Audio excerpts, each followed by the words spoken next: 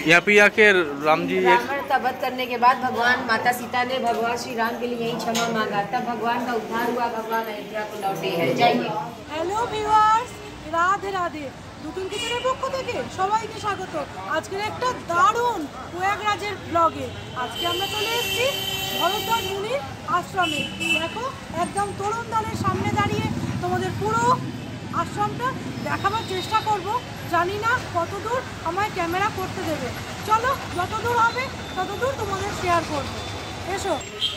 রামায়ণের অযোধ্যা কাণ্ডে আছে বনবাসের আদেশ পেয়ে রাম, লক্ষ্মণ, সীতা তিনজনই যাত্রা করলেন গঙ্গা, যমুনা, সরস্বতীর সঙ্গমের দিকে। তারা সারাদিন ধরে পথ চলে সন্ধ্যা হয়ে এলো। রাম বললেন, লক্ষ্মণ দেখো প্রয়াগের কাছে ধোঁয়া উঠছে। এই যে সামনেই ভরদ্বাজ মুনির আশ্রম। কি সুন্দর আশ্রমের পরিবেশ। বোধ হয় কোনো মুনি ওইখানে বসবাস করেন। আমরা নিশ্চয়ই গঙ্গা যমুনার সঙ্গমে পৌঁছেছি। জলের ছলাৎ ছলাৎ শব্দও শোনা যাচ্ছে। কিছুটা যাওয়ার পর তারা উপস্থিত হলেন মুনি ভরদ্বাজের আশ্রমে। খুব সুন্দর এখানে একটা মা দক্ষিণাকালীর মন্দির দেখলাম। মার মূর্তিটাও অপরূপ সুন্দর। শিষ্য পরিবৃত্ত হয়ে বসে আছেন মুনি ভরদ্বাজ। রাম প্রণাম করলেন, পরিচয় দিলেন নিজে। নানাবিধ ফলমূল দিয়ে স্বাগত জানালেন মুনি ভরদ্বাজ। তারপর বললেন, তোমাদের নির্বাসনের সমস্ত কারণই আমার জানা আছে।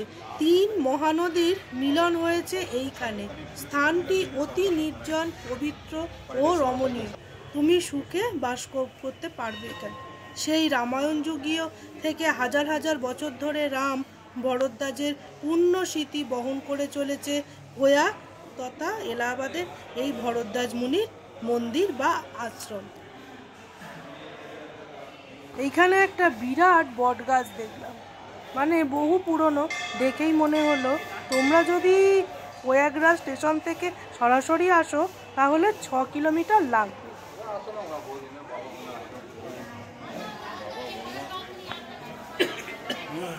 আমরা আশ্রমে ঢুকতেই দেখলাম ডান দিকে একটা বিশাল কুয়া, যেটা মুখ তালা দিয়ে বন্ধ করা আছে। আর এই সেই ভরদ্বাজ মুনির মেন মন্দিরটা, যেখানে দিয়া জ্বলছে। খুব সুন্দর লাগলো।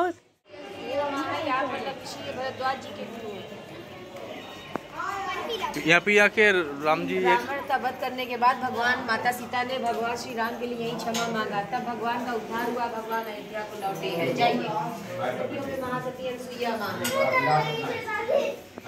भगवान का यही दूर हुआ वनवास के समय।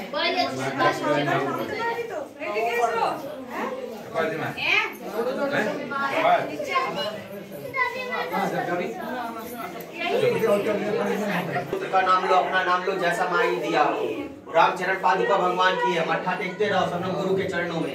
जैसा भगवान ने दिया भोग भंडारे के लिए, आप ही लोग के पैसे से सहयोग हो रहा है।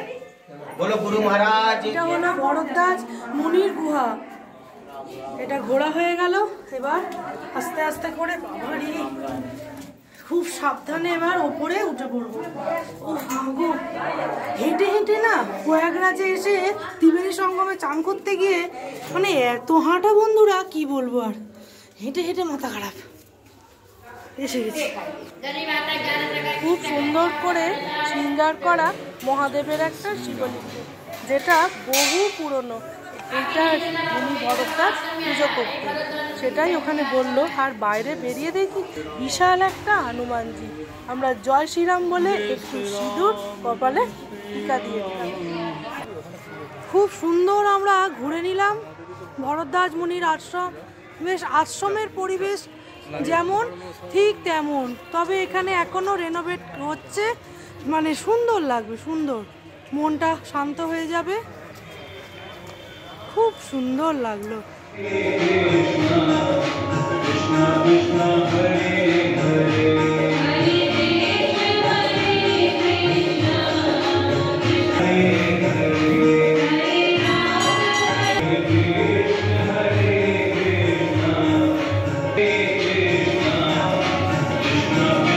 রামায়ণের কিছু গল্প এখানে এঁকে বুঝিয়ে দেওয়া হয়েছে।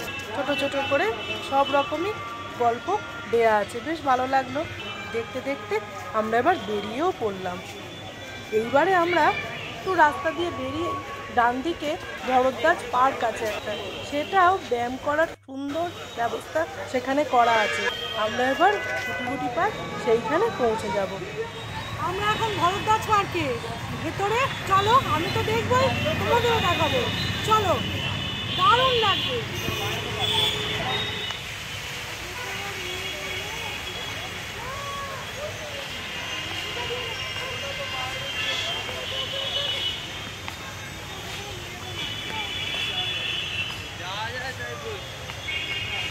রং লাগে চকিত এ মনে গভীর যতনে, চকিত এ মনে গভীর যতনে, বসিল কি অনুরাগে আজ নতুন প্রভাত জাগে, যেন নতুন সে রং লাগে, রং লাগে চকিত এ মনে গভীর যতনে, চকিত এ মনে গভীর যতনে, বসিল কি অনুরাগে আজ নতুন প্রভাত জাগে, যেন নতুন সে রং লাগে, রং লাগে চকিত এ মনে গভীর যতনে, চকিত এ মনে গভীর যতনে, বসিল কি অনুরাগে আজ নতুন প্রভাত জাগে। কুম্ভ মেলা ভিডিও 2025 সব তোমাদের সাথে আমি শেয়ার করলাম। আজকের ভিডিওটা সব শেষ হলো, এখানেই আমি শেষ করছি। ভারত সেবাশ্রম ছেড়ে আমরা এবার চলে যাব স্টেশন, স্টেশন থেকে তারপর বাড়ি। সেখান থেকে তোমরা এবার আমার রান্নার ভিডিও দেখতে পাবে। আর কোনো কিছু যদি জানার ইচ্ছে থাকে কুম্ভ মেলা সম্পর্কে অবশ্যই কমেন্ট বক্সে কমেন্ট করে দিও, আমি চেষ্টা করবো উত্তর দেওয়ার।